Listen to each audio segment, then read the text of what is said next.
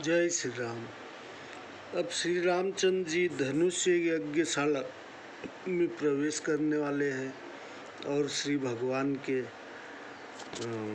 शोभा की वर्णन आगे के रूप में है। रब निज उदय ब्याज रघुराया, प्रभु प्रताप सब निपिन दिखाया।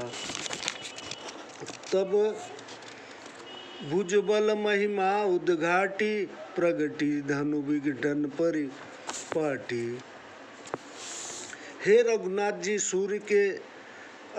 सूर्य ने अपने उदय होने के बहाने से आपका प्रताप बल राजाओं को दिखलाया है।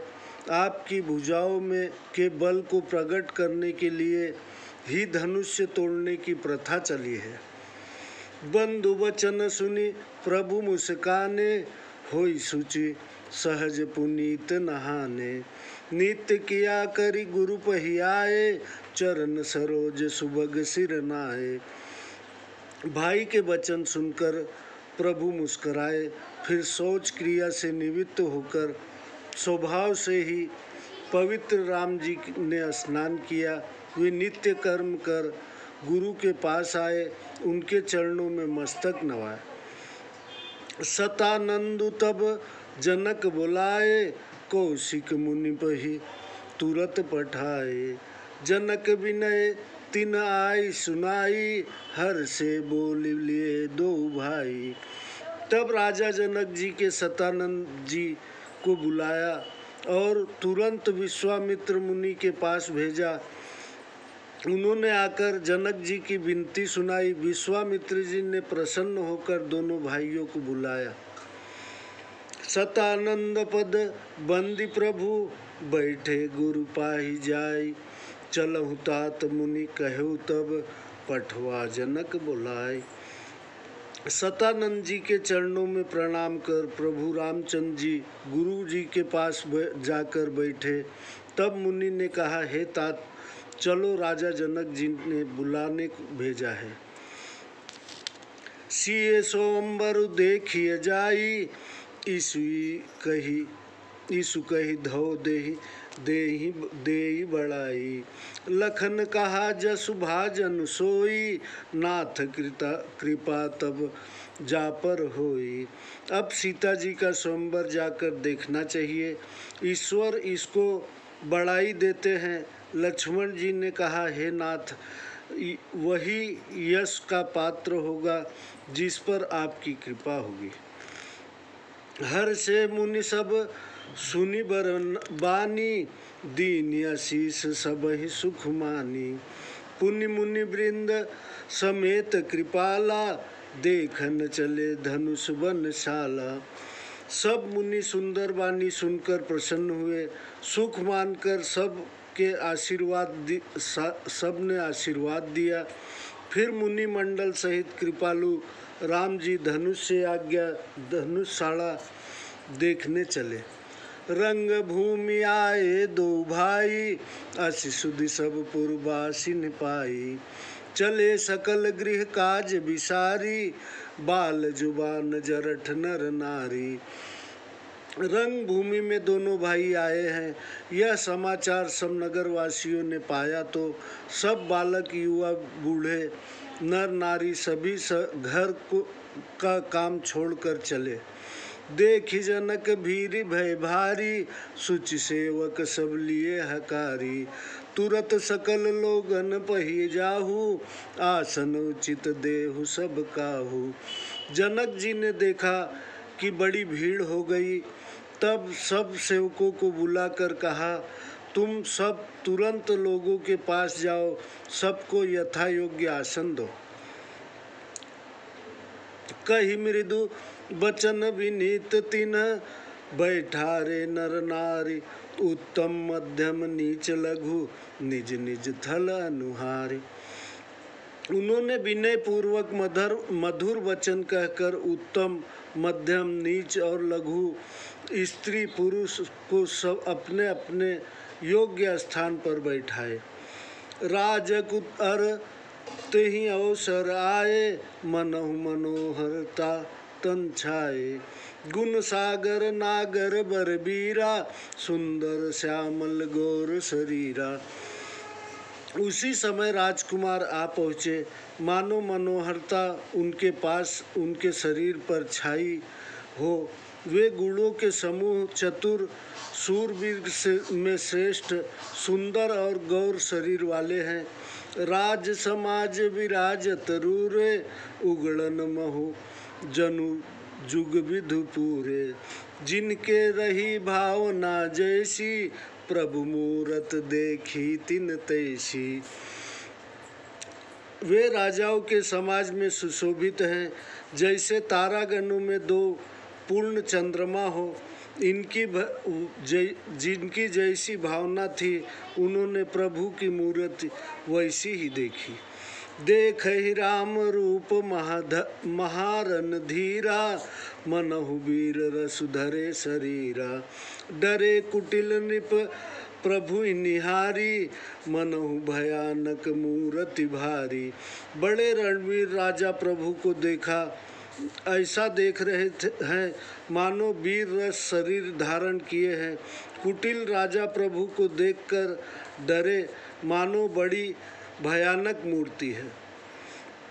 रहे असुर छल छोप इन वेशा, तिन प्रभु प्रगट काल सम देखा। पूरब सिन देखे दो भाई, नरभूषण लोचन सुखदाई। जो असुर छल में राजाओं के वेश में वहाँ बैठे थे, उन्होंने प्रभु को प्रत्यक्ष काल के समान देखा। उन्होंने पूर्ववासियों ने दोनों भाइयों को मनुष्यों के शिरोमणि और नयनों को सुख देने वाले देखा।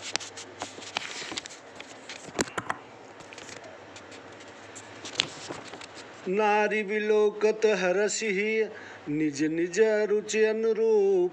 जनु सोहत सिंगार धरी, मूरति परम अनूप। स्त्रियां हृदय में प्रसन्न हो अपनी अपनी रुचि के अनुसार देख रही हैं। मानो श्रृंगार रस बहुत सुंदर मूर्ति धारण किए शोभायमान है। विदूषण प्रभु विराटमय दिशा, बहुमुख कर पगलोचन शीशा। जनक जाति और लोग कहीं कैसे, सजन सगे प्रिय लागहि जैसे। पंडितों ने प्रभु को विराट रूप में देखा, जैसे जिसके बहुत से मुख, चरण, हाथ और नेत्र और सिर हैं। जनक जी ने सजातियों ने अपने सगे प्रियजनों के समान देखा। सहित विदेह बिलोक हिरानी, शिशु संप्रीति न जाति बखानी। जोगिन परम तत्वमय भाषा, शांत शुद्ध मम सहज प्रकाशा। जनक सहित रानियां उनको पुत्र के समान देखने लगी। उनकी प्रीति का वर्णन नहीं किया जा सकता। योगियों को वे शांत, शुद्ध, एक रस और स्वभाव ही से प्रकाशित परम तत्व के रूप में दिखे।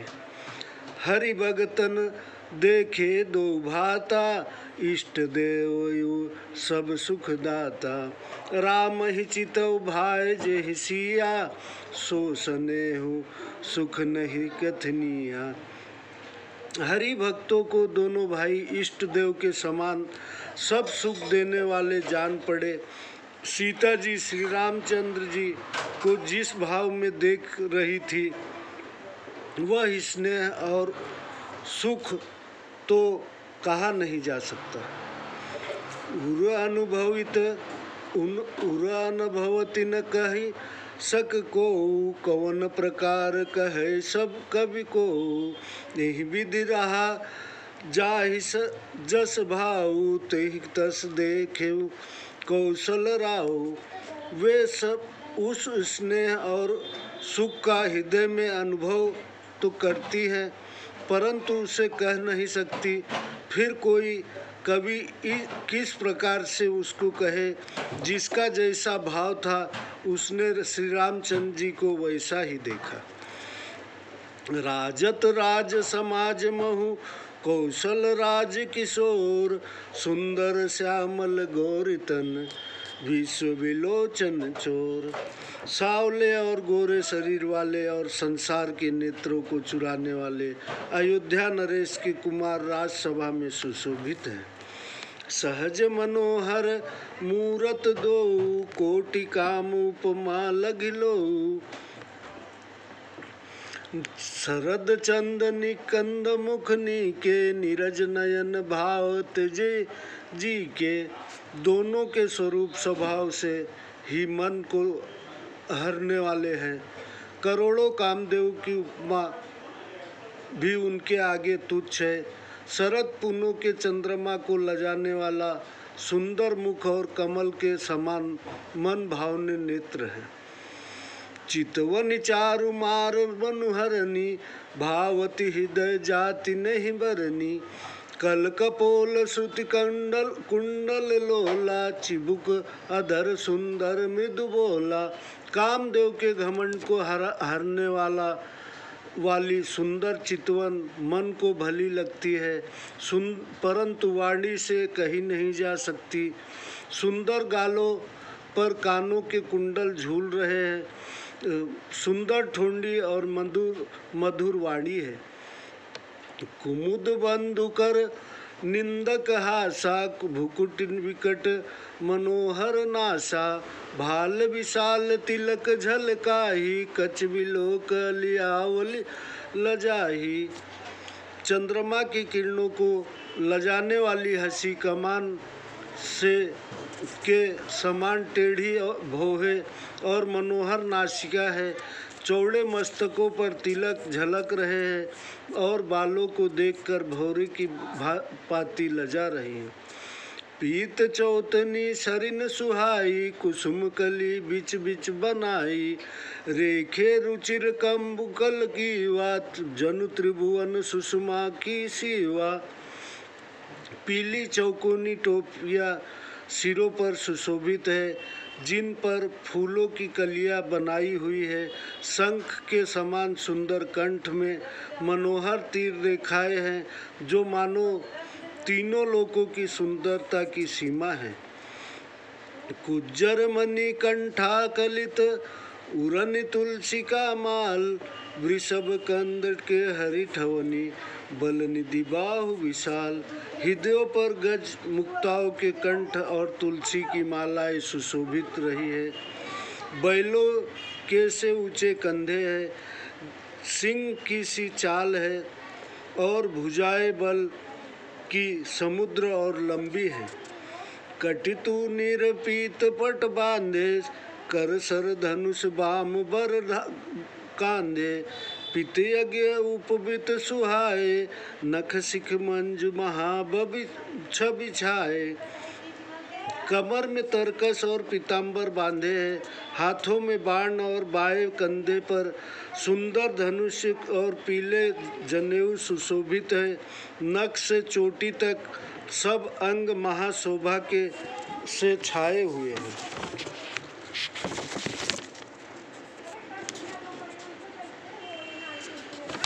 देखी लोग सब आ भय सुखारे, एक टन लोचन चलत न तारे। हर से जनक देखी दो भाई, मुनिपद कमल गहे तब जाई। उन्हें देखकर सब लोग सुखी हुए, नेत्र एकटक है और तारे भी नहीं चलते। राजा जनक दोनों भाइयों को देखकर प्रसन्न हुए, तब उन्होंने जाकर मुनि के चरण कमल पकड़ लिए। करी विनती निज कथा सुनाई, रंग अवनि अब मुनहि देखाई। जह तह को जहि कुंवर बर दो, तह तह चकित चितव सब कोई। विनती करके अपनी कथा सुनाई और रंग भूमि की सब रचना मुनि को दिखाई। जहाँ जहाँ दोनों राजकुमार जाते हैं, वहाँ वहाँ सब लोग चकित होकर देखते हैं। निज निज रुख राम ही सब देखा, को न जान कछु मरम विशेखा। भली रचना मुनि निपसह सन कहऊ राजा मुदित महासुख लहऊ। अपनी अपनी ओर ही मुख किए सबों ने राम जी को देखा, पर यह किसी को ने नहीं जाना। मुनि ने राजा से कहा, रंग भूमि की रचना बहुत अच्छी है। यह सुन राजा प्रसन्न हुए और बड़ा सुख पाया। तब मंचन में ते मंचु एक सुंदर विशद विशाल, मुनि समेत दो बंधुतः बैठा रे महिपाल। सब मंचों के से एक मंच सुंदर, उज्जवल और विशाल था। उस पर राजा ने मुनि समेत दोनों भाइयों को बैठाया। प्रभु ही देखी सब निपहि हारे, जनुरा के से हृदय भय तारे। असी प्रतीक सुन सबके मन माही, राम चाप तोर अब सक नाही। प्रभु को देखकर सब राजा मन में ऐसे निराश हो गए जैसे चंद्रमा के उदय होने से तारे मंद पड़ जाते हैं। सबके मन में ऐसा विश्वास हो गया कि रामचंद्र जी ही धनुष्य को तोड़ेंगे, इसमें संदेह नहीं है। बिनु भंजे ही भव धनुष विशाला, मिले ही सिय राम उर्माला। अस विचारी गौनौ घर भाई, तासु प्रताप बल तेजु गवाई। शिव जी के इस बड़े धनुष को बिना तोड़े भी सीता जी राम जी के गले में ही जयमाल डालेगी। हे भाई, ऐसा विचार कर यश प्रताप बल और तेज गवाकर अपने अपने घर चलो। बिह से अपर भूप सुनिबानी, जे अविवेक अंध अभिमानी। तोरे हूँ धनुष ब्याहूँ अवगाहा, बिनु तोरे को कुंवरी बियाहा। यह सुनकर दूसरे राजा तो जो अज्ञान से अंधे और घमंडी थे हंस पड़े और बोले, धनुष तोड़ने पर भी ब्याह होना कठिन है, फिर बिना धनुष तोड़े तो राजकुमारी को ब्याह ही कौन सकता है। एक बार का लौकिन को सिय हित समर जितब हम सो। यह सुनि अवर महिप मुस्काने, धर्मशील हरि भगत सयाने। काल ही क्यों न हो, एक बार तो सीता जी के लिए समर में हम उसे भी जीतेंगे। यह सुनकर अन्य धर्मात्मा हरिभक्त और चतुर राजा हंसने लगे। सिय बिहा ही राम गर्भ दूरी कर निपन के, जीति को सक संग्राम दशरथ के रन बाकुरे। राजाओं के घमंड दूर करके रामचंद्र जी सीता जी को ब्याहेंगे। महाराज दशरथ के रण बाकुरे पुत्रों को संग्राम में जीत ही कौन सकता है। व्यर्थ मरहूँ जनि गाल बजाई, मन मोदक की भूख बुताई। सीख हमारी सुनी परम पुनीता, जगदम्बा जानहु सिय जीता। वृथा गाल बजाकर मत मरो, मन में लड्डुओं के से भूख शांत नहीं होती। हमारी परम पवित्र सीख को सुनकर अपने जी में सीता जी को जगत माता जानो। जगत पिता रघुपति विचारी, भरी लोचन छबिले हुनिहारी। सुंदर सुखद सकल गुण राशि, ये दो बंधु शंभूर बासी।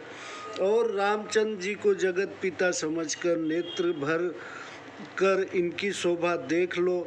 सुंदर सुख देने वाले और सब गुणों की राशि ये दोनों भाई महादेव जी के हृदय में वास करते हैं। सुधा समुद्र समीप बिहाई, मृग जल निरख कर मरहु कृत धाई। करहु जाई जा कहू जो या भावा, हम जो आज जन्म फल पावा। पास ही अमृत का समुद्र तोड़कर मृत्यु के जल को देखकर दौड़कर क्यों मर जाते हो।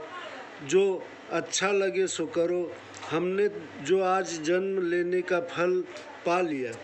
अस कहि भले भूप अनुरागे, रूप अनूप बुलोपन लागे। देखहिन सुर नभ चढ़े विमाना, बरसहि सुमन करहि कल गाना। ऐसे कहकर भले राजा प्रेम से में मग्न हुए और अनुपम रूप को देखने लगे, और देवता भी आकाश से विमानों पर चढ़े हुए देख रहे थे और पुष्प बरसाते हुए मधुर गीत गा रहे थे। जानि सुअवसर सिय सब पठई जनक बुलाई, चतुर सखी सुंदर सकल सादर चली लवाई। तब राजा जनक ने शुभ समय जानकर सीता जी को बुला भेजा। चतुर और सुंदर रूप वाली सब सखियां आदर सहित उन्हें लिवा चली। सिय शोभा नहीं जाई बखानी, जगदम्बिका रूप गुण खानी।